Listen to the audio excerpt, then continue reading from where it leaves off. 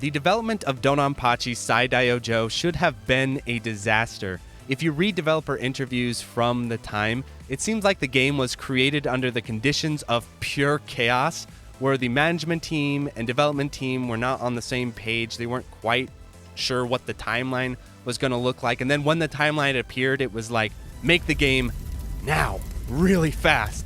And so the development team were under a massive time crunch. And so SDOJ didn't get the development space that it needed to really mature and get balanced and work through all the little kinks and problems with a game this ambitious and complicated.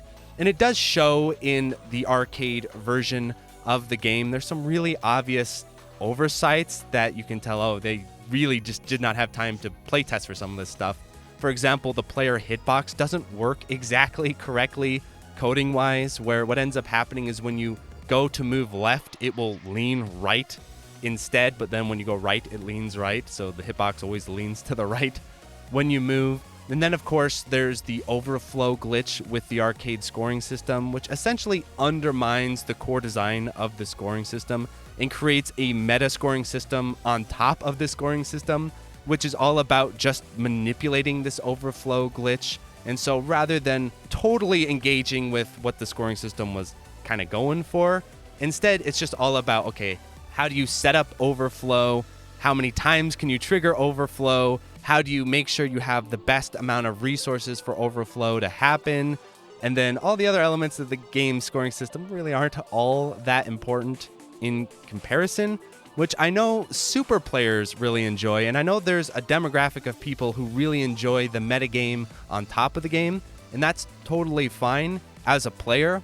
But I mean, as a developer, as someone making a scoring system, yeah, you don't want these types of things occurring. It's not something I would advise a developer like, oh, I'm making an indie shmup. Well, make sure you have problems with overflow glitches. You know what I'm saying? So anyway, it's clear that SDOJ isn't as polished and refined as the earlier entries of this series, especially DaiOJ, where that game's scoring system just seems to really hold up under advanced play and scrutiny over a long period of time, especially when you compare the chaining systems between the two, where SDOJ's chaining system is much more clearly an afterthought, and it isn't balanced in the sense of having that real tight, precise requirement. Instead, it's just like super lenient. That way they know it will work. Again, because I don't think they had the time to really go through and be like, all right, how do we make the links work? How do we make the links challenging? And there are other elements to this as well that I think are interesting to discuss, which I'll mention here in a moment. But essentially, chaining isn't that much of a factor in SDOJ as compared to DaiOJ. And so as a result, on paper, you have a much less interesting scoring system and much less polished and balanced scoring system. But the saving grace of SDOJ, and why I think, despite all of these clear sort of structural issues, why it remains such a compelling game and such a beloved game, is because of how amazingly good the core design of the survival difficulty, patterns, levels, ship balance, all of that stuff is really rock solid and really compelling and actually really ambitious and distinct. That's what is awesome about SDOJ, because yes, in many ways, it's a send-off for Cave. It's a send-off for their earlier games, and it homages them in lots of fun little meta ways. But in terms of having a distinct identity, SDOJ absolutely has a distinct identity, and it's something now, looking back on it all these years later, that you feel like there's a lot of unfinished business with SDOJ. It's like the clearest example in Cave's library, at least for me, of a game that's like, oh, if they could just come back and do a little bit more. There's so much cool stuff happening that it makes my views of this current port that I'll discuss later in the review kind of a real disappointment, because this was an opportunity to go back and look at some of this stuff, like capitalizing on how compelling the core design of the survival difficulty of SDOJ is. I think SDOJ is one of the best examples of a game proving that really strong survival core level design is the most important factor, and that having great scoring systems creates depth and longevity. But in order for that depth and longevity to be really gripping and compelling, having this ruthless but beautiful style of survival difficulty is a really strong direction to go in, because when you take a step back and look at SDOJ, it's a send-off for a difficult series aimed at hardcore fans. So the last people on Earth who should be interested in SDOJ are newer shmup players or people coming to the genre for the first time. And yet, when I talk to newer players or newer players talk to me, I'm quite surprised how often they seem to gravitate towards SDOJ and are enthralled with it, interested in it, wanting to play it and explore it. And I think the reason for that is because SDOJ does such a great job of instantly demonstrating to newer players and players at large the intensity and strength of the genre. Because the way SDOJ's level design works, which I thought is really interesting and even more maximum than other cave games, is just how non-stop relentless it is. And what I mean about that specifically is, rather than presenting you with a pattern, letting you clear the pattern, and then letting you reset, and then being presented with a new pattern to tackle and segmenting the patterns out like that, like you see in Dodonpachi or like you see in Devil Blade Reboot.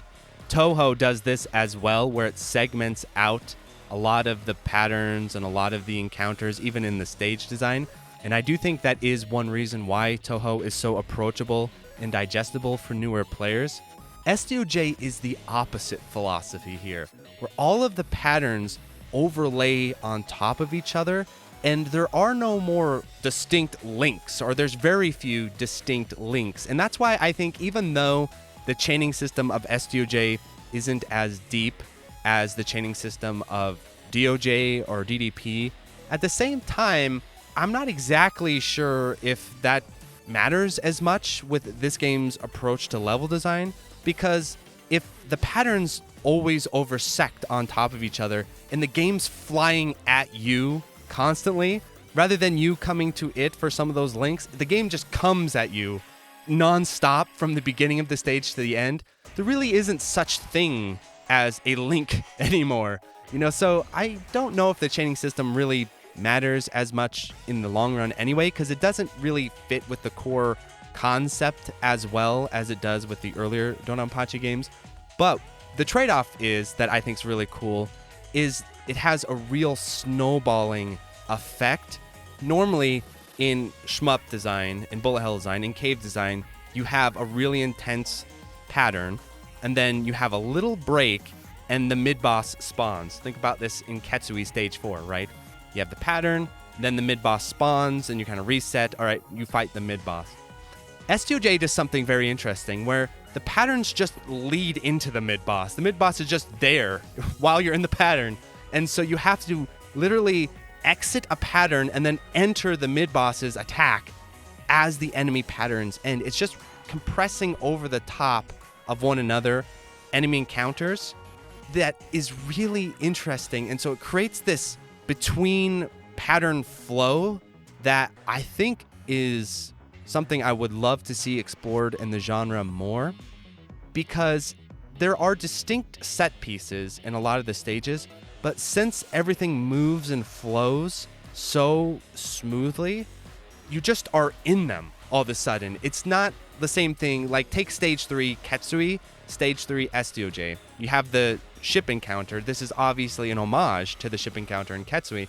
The difference is that the ship encounter in Ketsui is like, here's the ship, now you're gonna fight it. In SDOJ, it's just there all of a sudden. You're just fighting shit, and then here's the ship. I remember when I first played SDOJ, I didn't even realize that ship was a mid-boss. I thought it was just a series of turrets you had to destroy. And then one day I look up and there's a health bar. I'm like, oh, this is a mid-boss. That's the exact thing I'm talking about. Everything sort of overlaps and interweaves with each other in a really cool way. And it creates a dynamic that I think is extremely compelling. And this is why, even though on paper SDOJ isn't as balanced and it has all these kind of weird issues, it remains such a compelling game to return to that I got sucked in on. It's really something super cool and such a cool way for Cave to close out their library of games. And some of the choices that really stand out to me that I want to highlight in this review is, one, they make the player's hitbox in the original difficulty, I guess you could call it, a little bit bigger than typical bullet hell. It's a little bit of that chunkier classic size. And then they also tune up the bullet speeds. Things are flying at you really fast. And at first, if you're used to playing bullet hell, there is a period of adjustment you need to make where you're like, oh, damn, these bullets are really moving. And then the way the game makes your hitbox a bit bigger, that means the bullets are more threatening just per capita because, you know, they can do more damage to you now. So squeezing through bullet patterns, the bullet patterns are still thick, but they're more dangerous because you have less space to maneuver within it. Obviously, I think there's a balancing point here where you don't want hitboxes the size of trucks because then, you know, it just gets funky in terms of trying to move around things visually. But I think this little bit of a chunkier hitbox in SDOJ is very interesting and creates a more classic feel than you would expect just looking at the game visually.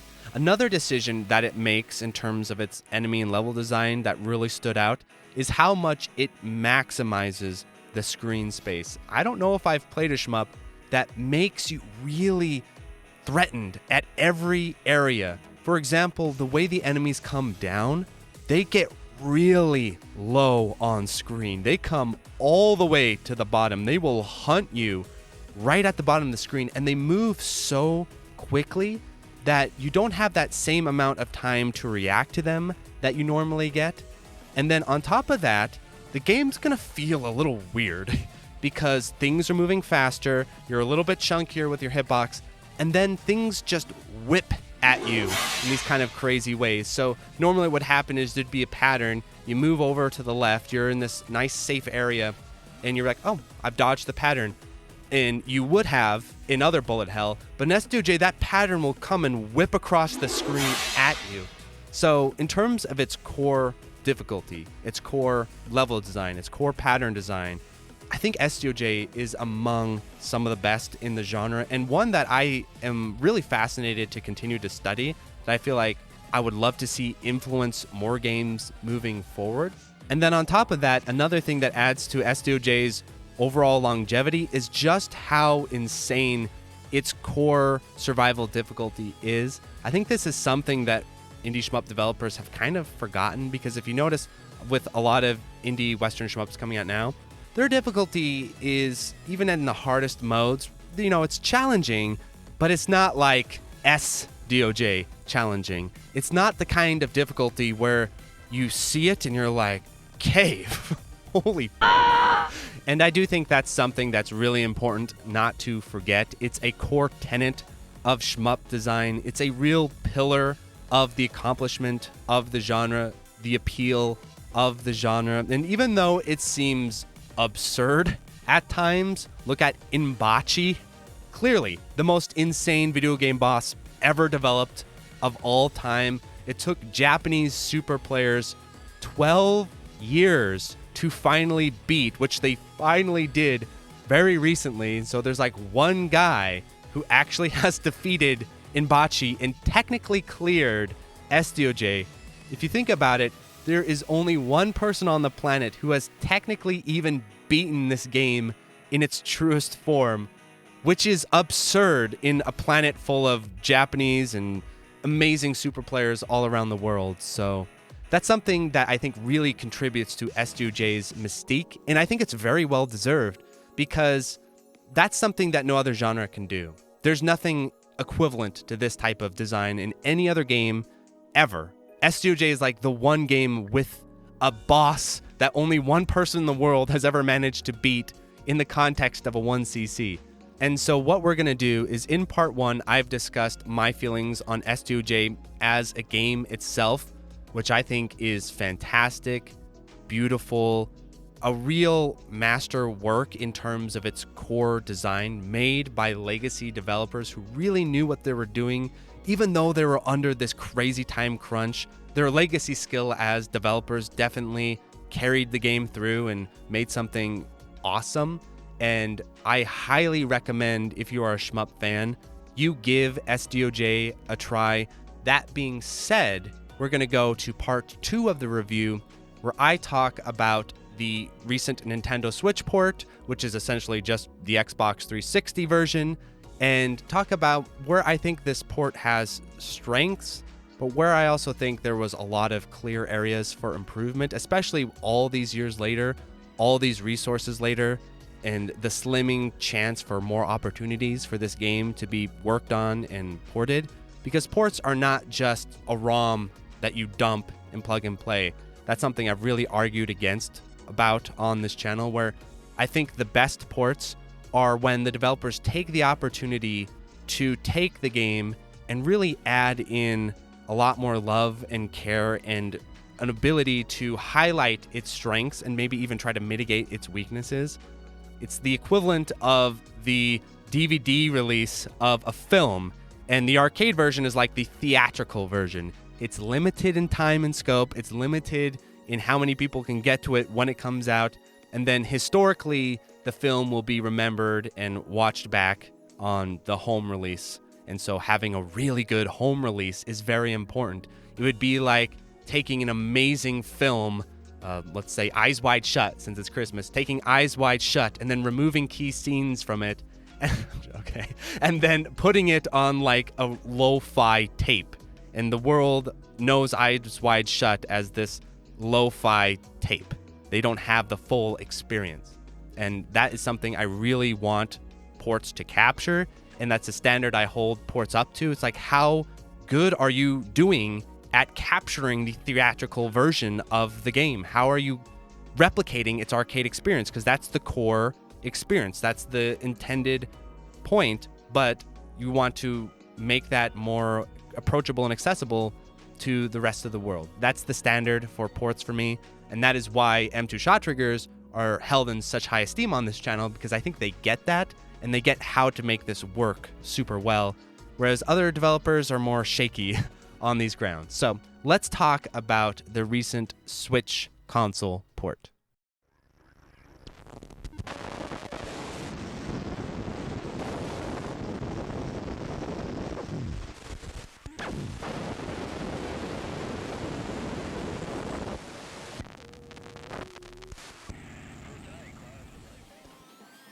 Alrighty, let's start with the basic context around this release. So this Nintendo Switch port on Livewire of SDOJ is actually just a port of a previous port, which is the Xbox 360 version of SDOJ.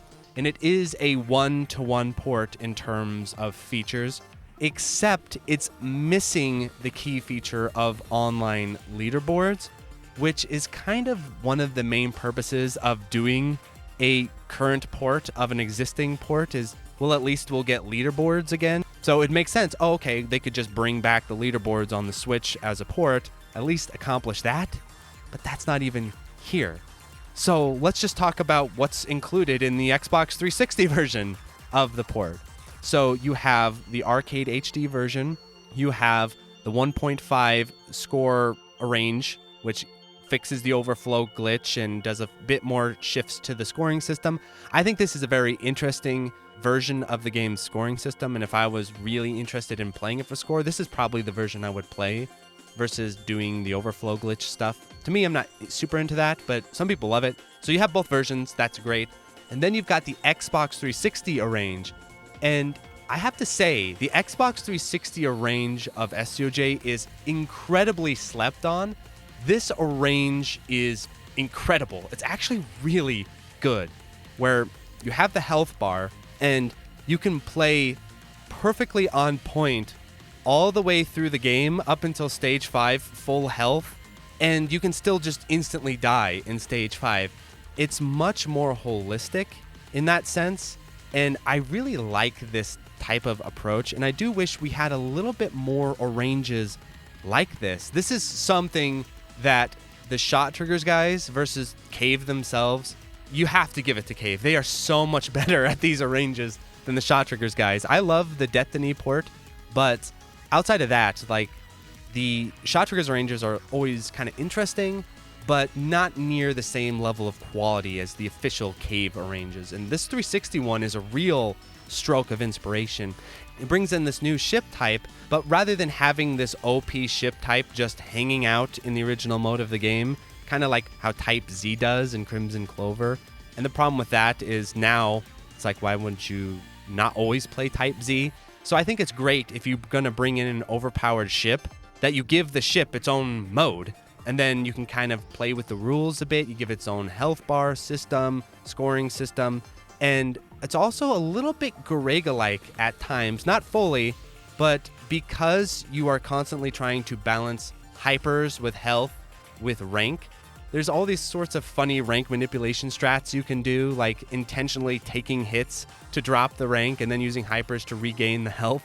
It's a fun flow of resources, and I think this is a great example of if you're going to bring a health bar into a shmup, this is how you would do it. And I really want to distinguish the difference between the 360 modes health bar system versus like a Euro shmup style, where a Euro shmup style health bar system at its worst is usually a crutch for poor level design, game design. Like, the game in itself is not that interesting to play, or it isn't super well done. And so they need to bring in resources and health to give it more spice, or sometimes they need resources to balance the game because they're not balancing it around the fundamental premise of not getting hit. But that's definitely not the case in SDOJ. You could no miss, no bomb the entire game without the health bar. So what the health bar does is it acts as a resource pool that you interact with all these different elements. So if you want to bomb, it takes your health. If you want to regain health, you need to use your hyper. If you want to drop the rank, you need to take hits. So it's a way to pool and tie together all these different elements of the game in an elegant way, but then also cap it from being stockpiled. So unlike Garega, for example, where technically you could keep stockpiling lives and have like all of these lives, instead, the way this game does it is, no, you can only have this much health, and then that's it. So it also creates that hard cap to resources, which means that there's always that level of danger. And look at my gameplay footage here. I play like amazingly all the way through the first 3 stages, and then you get to stage 5, and it's like, it doesn't matter how well you've done up to this point, you still have to perform super well in stage 5. And that's one of my favorite things about doing my expert 1cc in Gunbane. It was the exact same thing. So I think this arrange is actually really excellent, really underrated. It does have 2 really core issues that they could have addressed in this port. They're not super technical. Livewire could have addressed them, but they didn't. They just, ported as is, which is visibility problems. SDOJ kind of has more visibility problems than the earlier Dodonpachi games because of the saturation and stuff. And the big one in this is that giant force ball that rolls in front of you as a player. It looks awesome. Visually, it's like, oh, that looks so cool. But the problem is that giant floating force ball in front of you looks like a ship. And so your eyes will naturally start to just assume your hitbox is there. And same thing with the lasers that fire from the back. And so subconsciously, when your eyes scanning and dodging, and SDOJ is a game where you need to do a lot of dodging while looking at other places, obviously, what can happen is your tracking of your own ship can be kind of thrown off because the lasers are starting way further back than where your ship actually is. And then you have that force ball up front. And so you're like, where the hell is my ship on screen? That happens a lot. And there's a lot of really simple shifts they could have done to, I think, mitigate these. Like, for example, they could have added like a transparent mesh type of thing happening with that force ball, desaturated it a bit, so added some transparency like Blue Revolver Double Action does with its visibility menu. SDOJ, this port could have really benefited from a double action visibility menu, so you can tamper down that force ball, maybe move those lasers up closer to where your hitbox is so you can use them to track where you are. Little details like that would have gone a really long way, but the core design of the mode, I think, is really underexplored and underappreciated.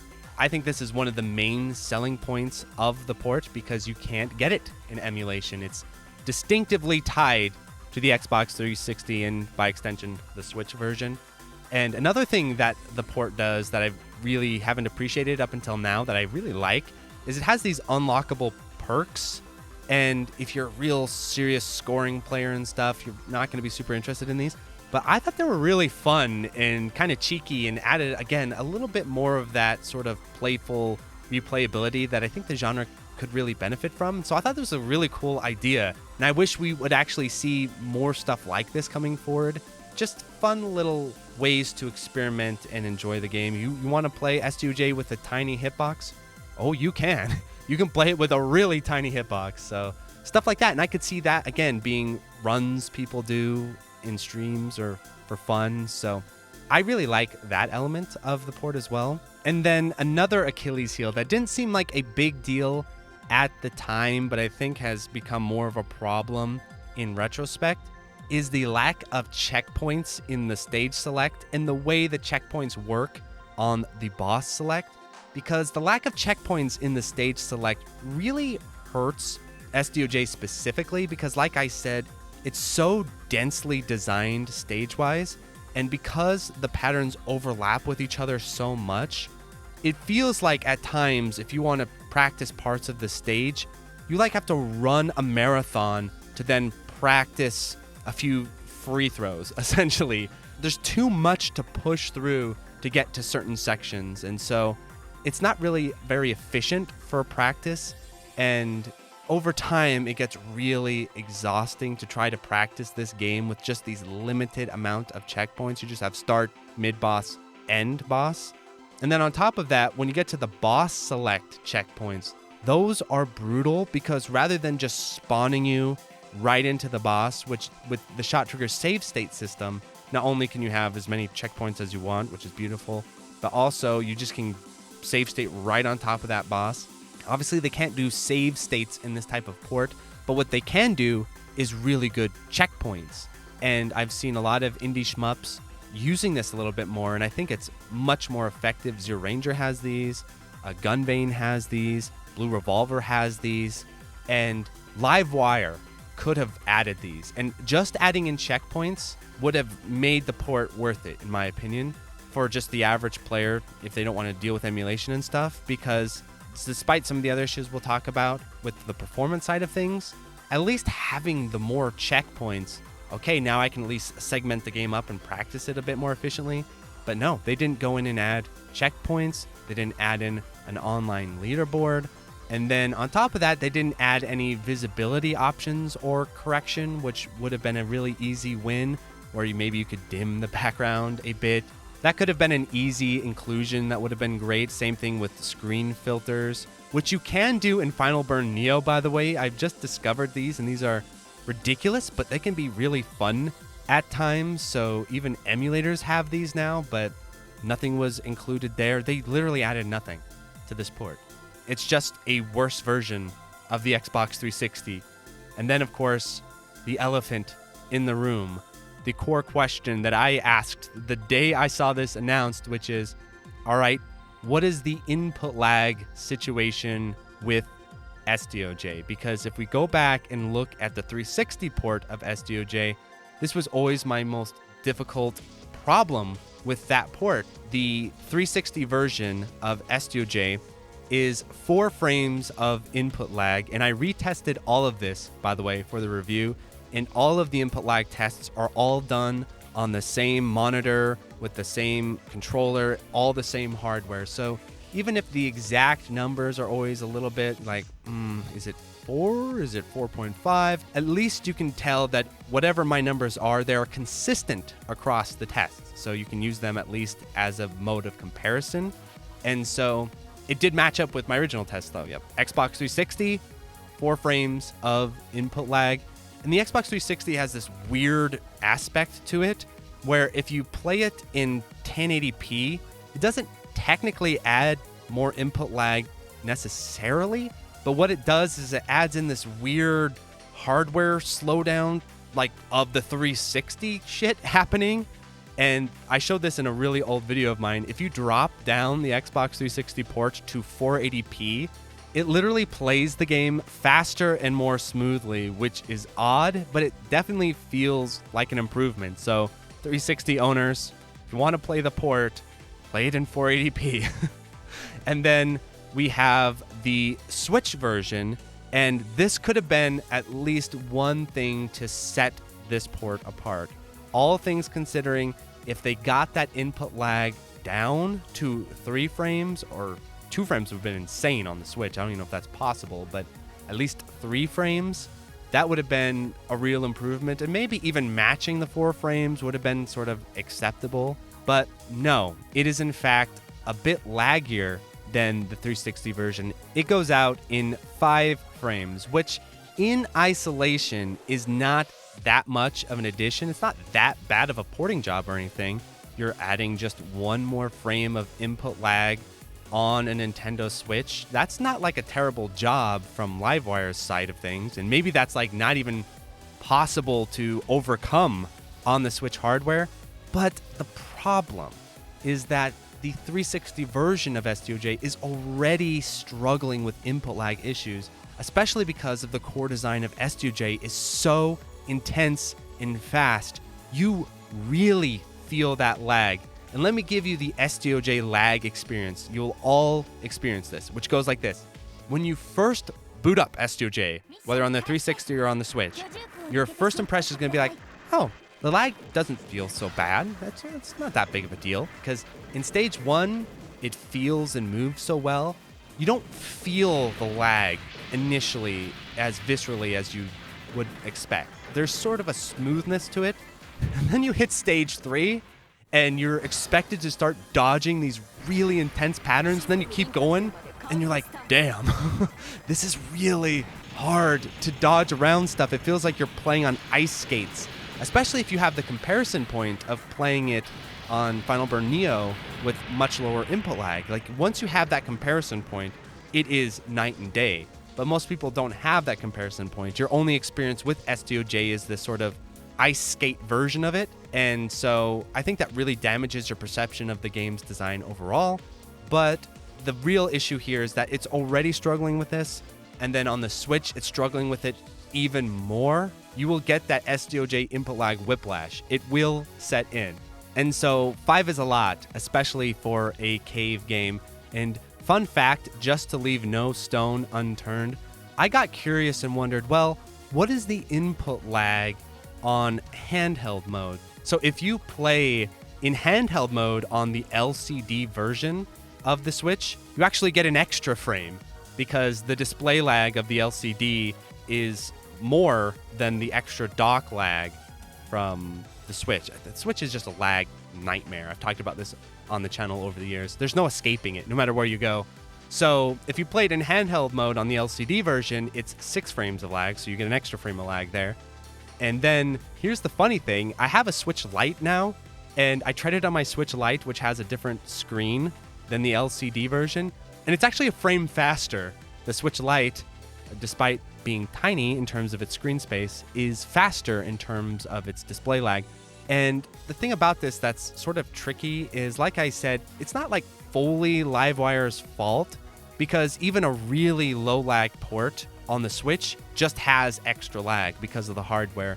I tested DaiOJ, the Shot Triggers port, on the Switch because it has extremely low lag on the PS4, and the lag is not so bad in terms of Switch. It's 4 frames on the Switch, so that's only 1 frame lower than SDOJ. But there's a big difference between DaiOJ on the Switch and SDOJ on the Switch. And the difference is, well, one, DaiOJ has online leaderboards, so that's a bonus. But outside of that, DaiOJ on the Switch is not your only way to play that port. There is the PS4 version, the real version.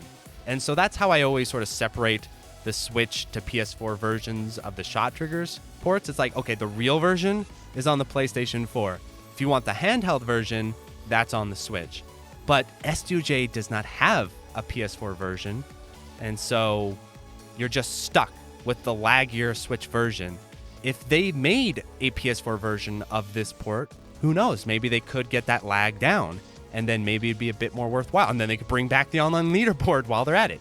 Bring back the online leaderboard, get the input lag down a little bit lower than the 360, or at least equivalent to the 360, and then add in checkpoints, add in visibility options, add in more features, more of a reason to buy it. Because right now, it's not like an atrocity, but it's just, there's nothing there. There's no reason to buy it, really, other than you don't want to break out your Xbox 360. And the funny thing is if you're saying, wow, what they really should have done is ported this version to the PC. I really wish there was a PC version of SDOJ by Liveware. Well, I have good news for you. It, in fact, exists because I tested this as well. If you play the 360 version of SDOJ on Xenia on the PC and you turn off the VSync, guess what? They are identical because they both no longer have functioning leaderboards. They both have the same amount of input lag. They both run smoothly at 1080p. It's like exactly the same experience. So yeah, there is a PC version of this port essentially, but obviously what would have been better is they did a real PC port with lower input lag, with online leaderboards that function, and with more extras. It's just kind of sad that with ports coming out now, we're in this gaming depression. I've talked about it on other videos on the channel where there's no like excitement, there's no opportunity taken with, hey, we have another chance to work on SDOJ. What can we bring to it? What can we add to it? Even basic things. It's just, okay, let's get the port to run. The port runs. There's a little bit extra lag. And so my final thoughts on this are kind of mixed because on one hand, it's not Shooting Star's Psycho tier where those are just laggy ROMs dumped onto the Switch that you can actually run with more features and better performance on the Switch itself via emulation of a type Nintendo are not fans of, which I find hilarious. Like, you can literally do it better on the Switch itself, but there's just no heart. There's no real reason to buy this, really. If you want this version of SDOJ, you could just emulate it on Xenia and get the exact same experience. If you want a better version of this performance-wise, you would just play the Xbox 360 version in 480p, which is what I will continue to do if I play the 360 mode. And then if you want the real way to play SDOJ, you play it in Final Burn Neo with all the great extras there. So there's not really a solid conclusion to why you would buy this port, other than you want to play it in handheld on your Switch and you're willing to accept the penalty cost of extra lag as kind of like an appetizer for the game. Because I could see like you're walking around, you're at the park, you want to play some SDOJ, you could do that. But it's just such a huge missed opportunity. And especially because it's a game that I would love to see like a real new port of from Shot Triggers. Cave did a fairly solid port of it on the 360, and so that's just going to be probably how it is forever because of costs and all that sort of thing. So I guess this is a cliche, but I really do mean this. The best thing to do would be, if you want this on the Switch, just hang tight and see if it ever goes on sale. I don't know if Cave games on Switch go on sale. I've never checked, but I guess just watch to see that, because $35, I bought this for the review and I'm like, oh, that really stings for something that I've played on the Xbox 360 already with no extras. That's actively worse than the 360 version. But SDOJ is an awesome game, so if you want a convenient way to sample it, this isn't an atrocity or anything, so there is that. It's just kind of a letdown, especially because now I'm like really into SDOJ and now I'm wanting something really robust and good for this port. So, yeah, damn it, Livewire. You could have done so much more. So, anyway, if you enjoyed this review, definitely check out my review of the Blue Revolver Double Action update, which is such a great contrast in terms of what modes and features and shmups these days can really do for a game. And then also keep an eye out, speaking of Blue Revolver, for my end of the year shmup discussion with Danbo and Boghog. We talk about shmup in review for the end of the year. That will be coming up probably in January at this point, but it's already recorded, so that'll be edited and released very soon. And if you can, please support me on Patreon. I am a full-time YouTuber, and Patreon is essentially what makes that happen, and I would really appreciate any extra support if you're so interested, especially because I got a lot of cool bonus content on the Patreon. So when you get in there, there's already a lot of cool new bonus content that I do exclusively on there, like the Patreon podcast, and I'm doing like Topic Zone and Director's Commentary. So there's a lot of extra stuff on the Patreon that I think will be worth your while. And of course, I really appreciate the extra support.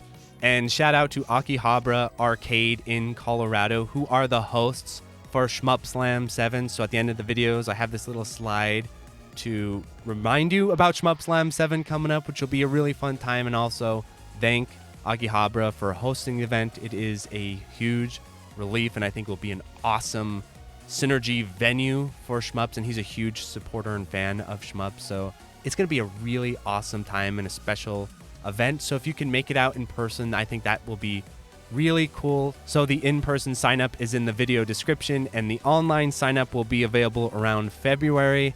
Thanks so much. Adios, everyone.